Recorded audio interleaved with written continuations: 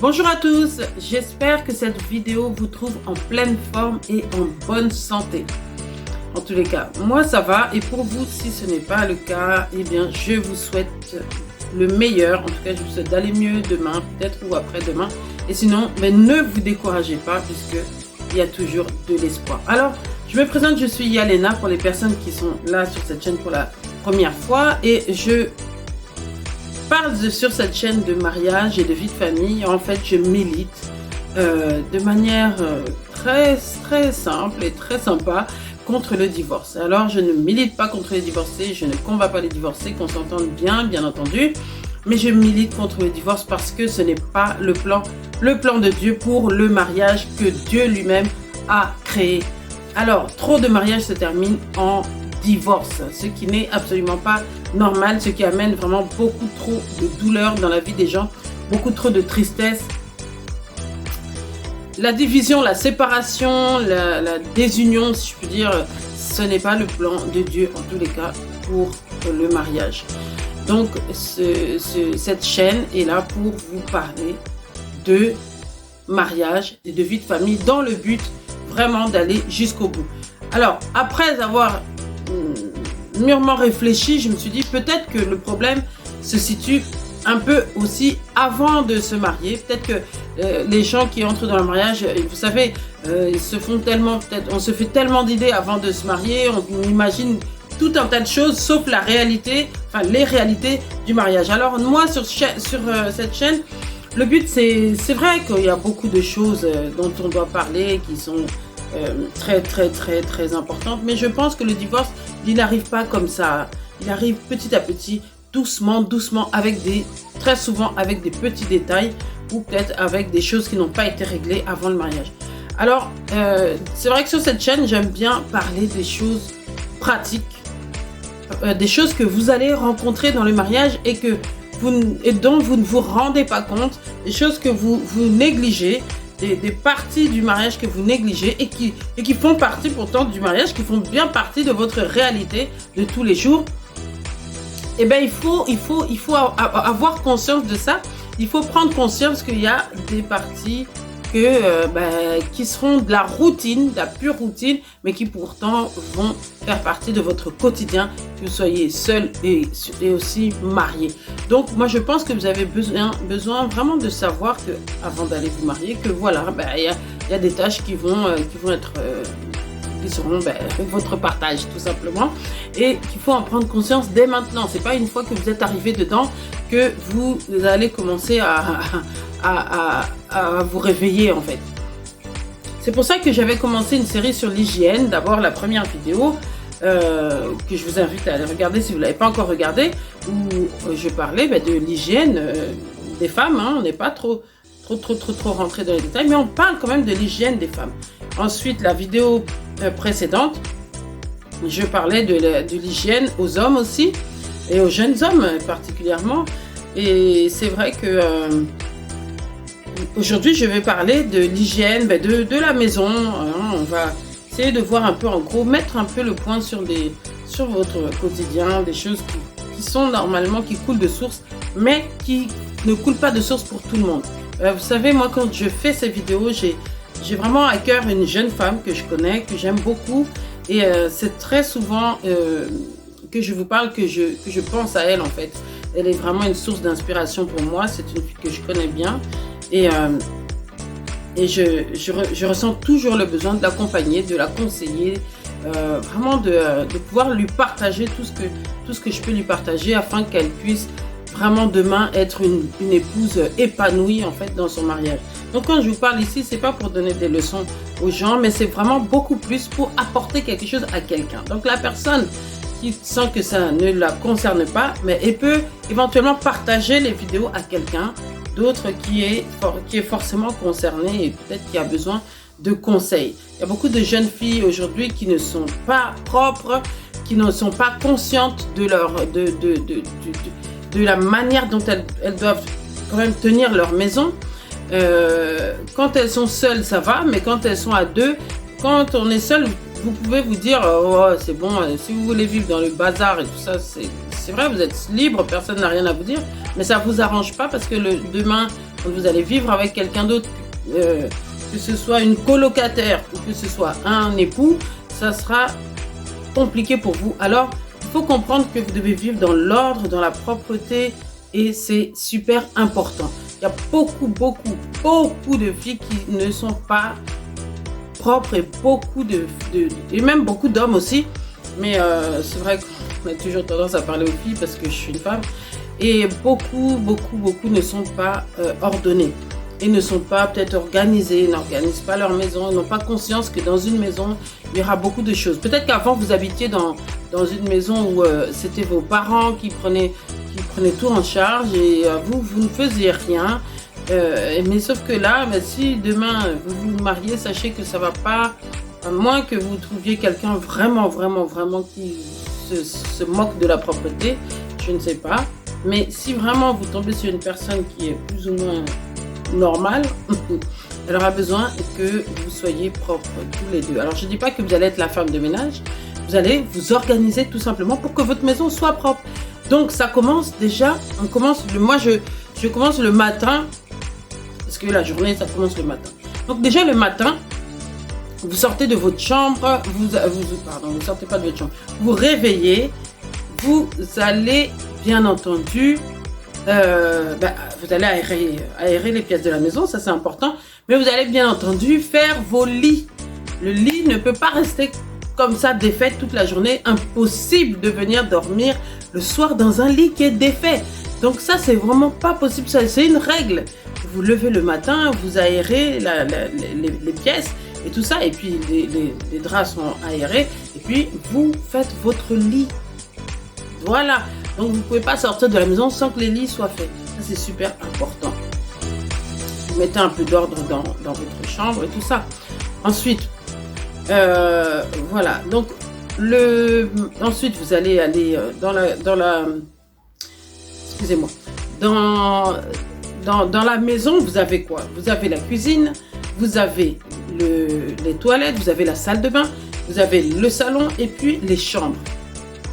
Donc bien entendu, toutes ces pièces-là doivent être rangées, mais vous n'allez pas ranger tout le même jour. Donc c'est pour ça que vous allez devoir chercher à vous organiser selon que vous travaillez ou même que vous ne travaillez pas. Mais vous allez faire que tel jour, vous allez planifier tout simplement. Vous allez faire que tel jour, lundi, je vais faire par exemple la cuisine à fond. Prenez le temps, un bon 30 minutes ou 45 minutes. Vous dites lundi, je vais faire la cuisine. Vous dites que mardi, je nettoierai à fond les chambres, par exemple.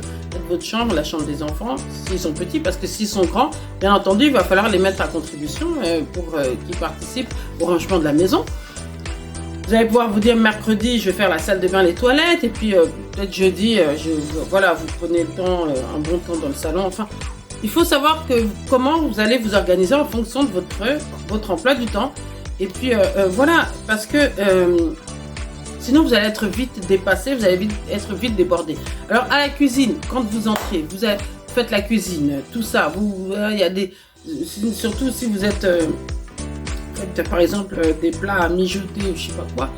Il y a des éclats, ça saute, il y a des sauces qui sautent, ou bien il y a des fritures et tout ça que vous faites. Ça. Donc dès que vous terminez de préparer votre repas, vous nettoyez tout, remettez tout. Ayez l'habitude, quelles que soient les pièces, de remettre tout à sa place. Comme ça, c'est plus facile pour vous au quotidien de voir clair tout simplement.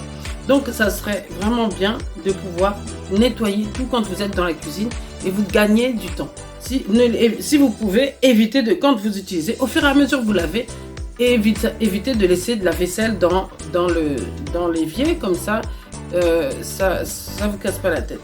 Ensuite, ça c'était pour la cuisine. Si vous avez fini, après, vous passez un petit coup de balai ou voir un petit coup de serpillère. Rapidement, faites les choses spontanément.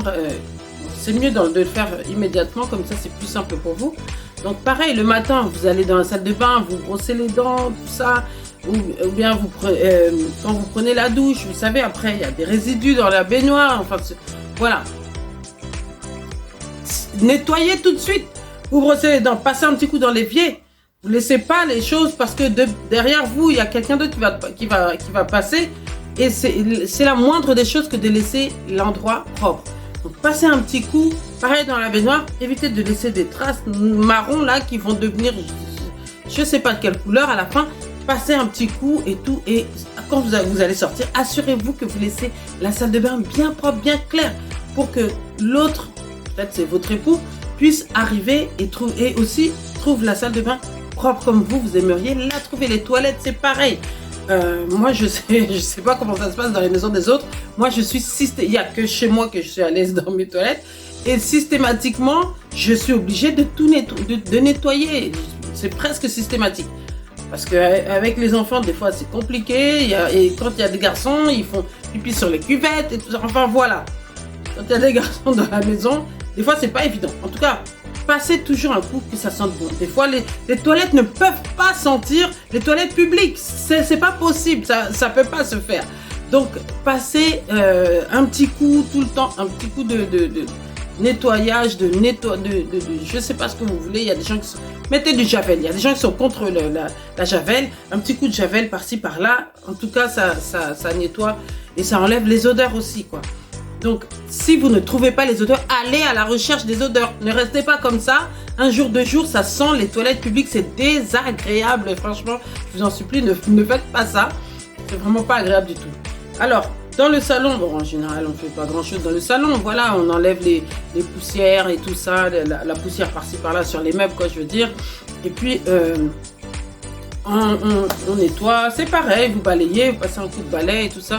Remettez tout à sa place, parce que moi, je ne sais pas comment ça se passe chez vous, mais chez moi, j'ai vraiment beaucoup de mal à me faire comprendre pour ce qui est l'ordre et la propreté, avec mes enfants bien entendu. Mais bon, bah écoutez, voilà, le truc c'est que moi, on va pas passer la vie à faire le ménage. Donc il faut vraiment, quand c'est les enfants, quand il y a des enfants qui sont là, il faut vraiment les mettre aussi à contribution. Et puis répéter. Moi, je passe mon temps à répéter les choses. Alors c'est super fatigant. Mais je peux vous dire que quand vous aurez des enfants, bah, et ça va être ça, quoi. Alors, à moins qu'ils soient vraiment plus maniaques que les miens. Donc voilà, donc on a parlé de la cuisine, on a parlé de la salle de bain, des toilettes, de la cuisine, on a parlé de la cuisine déjà, et les chambres. Alors les chambres, vous allez faire les lits bien sûr le matin, c'est clair. Et puis aussi, les chambres aussi doivent sentir bon. Ça ne doit pas sentir le camembert, les baskets, ça je crois qu'on a déjà parlé dans la vidéo des garçons. Ça doit sentir la propreté, ça doit sentir bon, ça doit sentir la clarté, voilà. Donc dans les chambres, il n'y a pas que les lits, il y a aussi, il faut que tout soit à sa place. Et c'est vrai que pour que ça sente pas bon, bah, évitez de mettre vos chaussures qui sentent pas bon dans la chambre, voilà. Et puis, évitez vraiment ça, parce que ça c'est vraiment, ça dérange. Et surtout dans votre chambre, la chambre conjugale, c'est voilà, essayez de trouver des choses, des bonnes odeurs, des bonnes senteurs, voilà, que quand on entre, ça fait du bien, ça sent bon et tout ça. Et aussi, je voulais dire les habits que vous portez. Alors voilà, organisez votre linge sale. Je ne sais pas comment vous organisez votre linge sale, mais ce qui est sûr, c'est que si vous avez des enfants, déjà, vous devez bien entendu vérifier que leurs habits soient propres et tout ça. Pareil, les habits de votre mari et tout ça.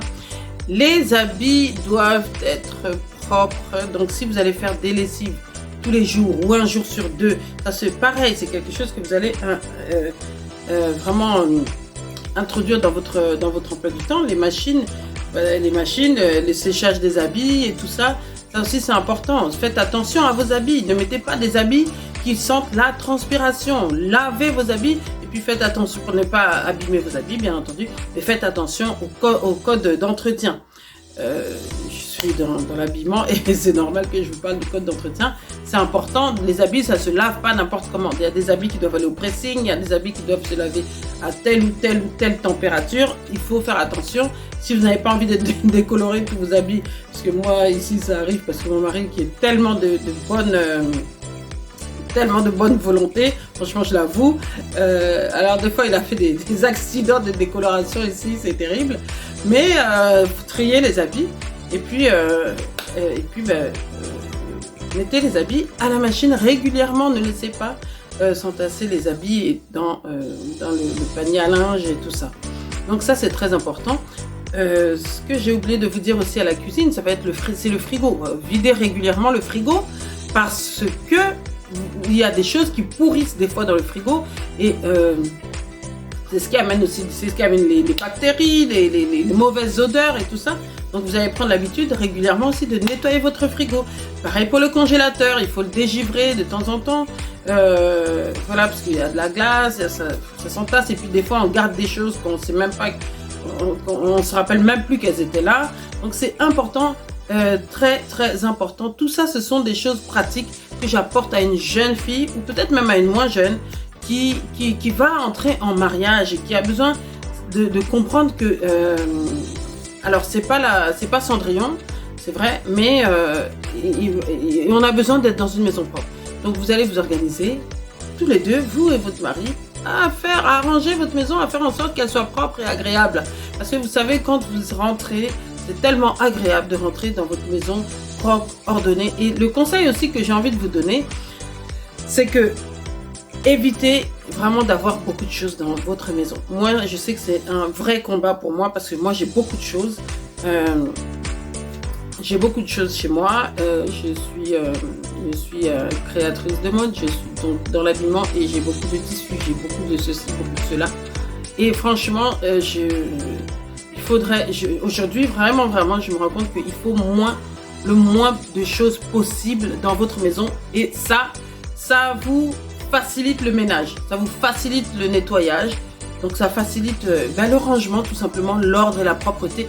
Et ce qui est vrai, c'est que pour les personnes qui sont créatives, qui ont besoin vraiment d'inspiration, et même pour tout le monde d'ailleurs, c'est pas bon d'avoir du désordre, d'avoir trop de choses autour de soi. On a besoin de voir clair, parce que quand c'est clair autour de vous, quand votre environnement là où vous fonctionnez est clair, et ben votre inspiration, elle est vraiment claire également, tout est limpide et tout va, des fois, ça glisse comme sur des roulettes. Donc voilà. Donc c'est ce que je voulais vous dire dans cette vidéo. Je voulais vraiment que vous preniez soin de votre maison, prenez soin de vous. Un autre moment, on parlera aussi de notre apparence aussi, de prendre soin de notre apparence. On a parlé de l'hygiène, donc là je parlais vraiment de l'intérieur parce que beaucoup de filles sont très belles, très très belles, et même des hommes très très beaux, mais quand on regarde de plus près, c'est pas du tout ça va pas. Donc du coup, il faut vraiment être beau à l'intérieur, c'est vrai, spirituellement. Il faut être beau aussi à l'intérieur, donc physiquement, et puis aussi beau à l'extérieur, c'est vraiment l'idéal. Toutefois, faites vraiment du mieux que vous pouvez en tous les cas.